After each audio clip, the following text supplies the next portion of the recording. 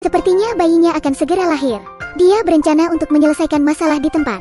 Tapi begitu bayinya lahir, sekelompok serigala datang. Mereka mencium bau darah dan mendekat.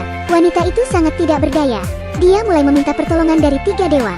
Kemudian tergeletak lemas dan pingsan. Saat itulah sang dewa akhirnya muncul. Dia adalah Nenek Samsin, salah satu dari 3 dewa yang bertanggung jawab atas kehidupan. Dengan sekali pijakan, seketika, sebuah cahaya menyinari dan memurnikan segalanya. Semua serigala mundur. Ini adalah drama fantasi. Drama fantasi Korea Lovers of the Red Sky yang baru saja tayang. Aktris utamanya adalah Kim Yo Jung yang berwajah cantik dan manis. Efek khusus dalam adegan ini pasti di luar ekspektasi penonton. Di halaman sebuah kerajaan, upacara ritual khusus sedang diadakan. Raja diikat di tengah-tengah. Tuan Ha mengeluarkan senjata sihir kuno, mencoba membuka kedua pembuluh darahnya, memaksa keluar. Raja Iblis, salah satu dari 3 dewa kematian, didorong oleh formasi sihir. Raja Iblis muncul. Dia naik beberapa kaki dan menjadi mengerikan. Tanpa menghiraukan sekelompok orang di depan mata, beberapa serangan dari Tuan Ha tidak mampu melawannya. Dia akan keluar dari sarangnya. Nenek Samsin akhirnya muncul, menyerang dari segala penjuru. Sekali lagi cahaya keemasan bersinar. Raja Iblis meninggalkan 3 kutukan. Salah satunya adalah membuat mereka menderita kekeringan dan kelaparan selamanya. Suami wanita hamil itu, Hong Eng, adalah seorang pelukis terkenal. Dia melukis lukisan Raja Iblis. Begitu ia keluar dari ruangannya, juga terkena kutukan Raja Iblis, lalu muntah darah, jatuh ke tanah. Pada akhirnya, Nenek Samsin dan Tuan Ha menggabungkan upaya mereka. Raja Iblis disegel di lukisan raja. Nenek Samsin menatap anak di depannya. Mengetahui bahwa hidupnya akan sangat sulit, ia memutuskan untuk membantunya menemukan orang yang bisa membuka segelnya. Dia menatap langit berbintang. Bintang jatuh lewat. Di sisi lain, putra Tuan Ha, Haram, juga lahir. Tuan Ha yang baru saja membantu raja untuk menyegel Raja Iblis dan menyelamatkan orang-orang dari api kehancuran. Dia segera diturunkan oleh raja. Ternyata hanya ada 1 pendeta dan dukun kerajaan yang bisa tinggal. Raja memilih Song Juhung, lembaga ritual dukun kerajaan. Tuan Ha menyuruh anak buahnya untuk menyebar dan melarikan diri. Lalu dia memancing mereka pergi. Tapi dia menemui jalan buntu. Dia sangat berdedikasi kepada raja dan rakyatnya. Tapi inilah yang dia dapatkan. Para prajurit tidak ingin berbasa-basi dengannya. Mereka langsung menyerangnya dengan pedang. Tuan Ha memutuskan untuk melompat dari tebing. Kemunafikan hati manusia jauh lebih buruk dari tebing tanpa dasar ini. Dan jauh lebih menakutkan. 9 tahun kemudian, banyak rakyat yang meninggal. Kelaparan dan kekeringan. Masa paceklik memporak-poranda kerajaan. Di era seperti ini, selalu ada beberapa orang aneh dengan cerita aneh. Contohnya anak ini. Dia terlahir dengan energi air. Dalam waktu singkat, dia memimpin penduduk desa untuk menggali sumber kehidupan. Dukun kerajaan, Misu hendak pergi keluar. Tapi dia justru melihat Tuan Ha. Ternyata Tuan Ha belum meninggal. Dia tinggal di sini dalam pengasingan. Misu masuk dan menemuinya. 9 tahun yang lalu, ia ingin mengambil nyawanya. Sekarang, 9 tahun kemudian, ia ingin mengambil anaknya untuk dikorbankan. Negara ini telah mengalami kekeringan selama beberapa tahun. Keluar dari sini. Kekuatanmu meningkat pesat. Sekarang anak wanita hamil itu sudah dewasa. Namanya Choen Gi.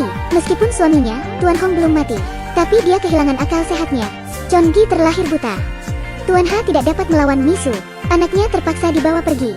Dalam perjalanan ke istana, ayah Choen Gi tiba-tiba menjadi gila. Jangan pernah menatap matanya. Bukankah dia penyegel iblis? Mohon berbelas kasih.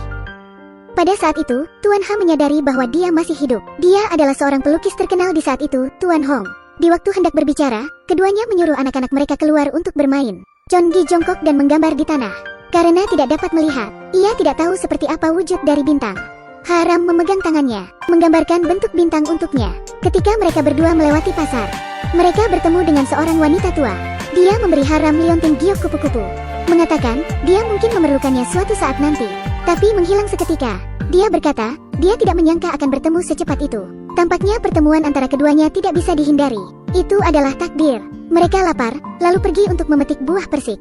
Tapi Haram secara tidak sengaja jatuh ke pelukan Choen Gi. Pada saat itu, mereka tertangkap sedang mencuri buah persik. Jadi keduanya berlari. Choen Gi yang buta, tersandung dan jatuh. Haram melihatnya dan memutuskan untuk mengendongnya. Mereka membuat janji untuk memetik buah persik bersama keesokan harinya. Upacara memanggil hujan akhirnya dimulai. Haram datang ke tengah sungai mengenakan pakaian istana.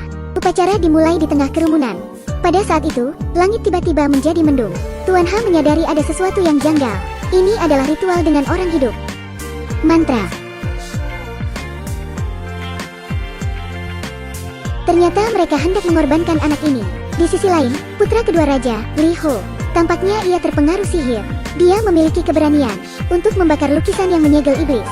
Kali ini, Raja Iblis kembali muncul. Dia bergegas keluar dan merasuki tubuh Haram. Saat mantra Misu diucapkan, tiba-tiba angin bertiup kencang. Pada saat Haram hendak dikorbankan, petir menyambar. Haram dan Chongi jatuh ke sungai pada saat yang sama. Kupu-kupu di belakang punggung Haram muncul kembali di air. Ternyata nenek Samsin demi kehidupan dunia sengaja mengurung Raja Iblis ke dalam tubuh Haram. Dia mengambil mata dari sumber kekuatan sihir Raja Iblis, lalu menaruhnya di mata Chongi untuk dia jaga. Sejak itu, Haram tidak bisa lagi melihat. Sebaliknya, Chongi bisa melihat. Dia bisa melihat dunia untuk pertama kalinya.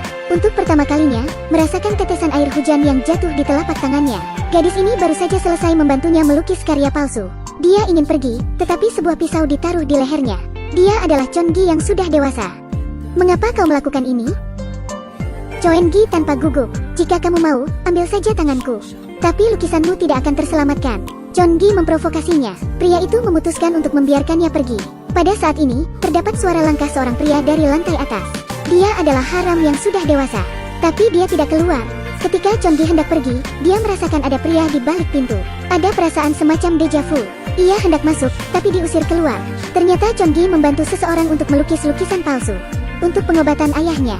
Setelah bersusah payah mendapat uang, dia membeli pil emas untuk diminum ayahnya. Tapi dia diejek oleh teman-temannya, mengatakan bahwa dia ditipu. Chongi langsung memukulnya.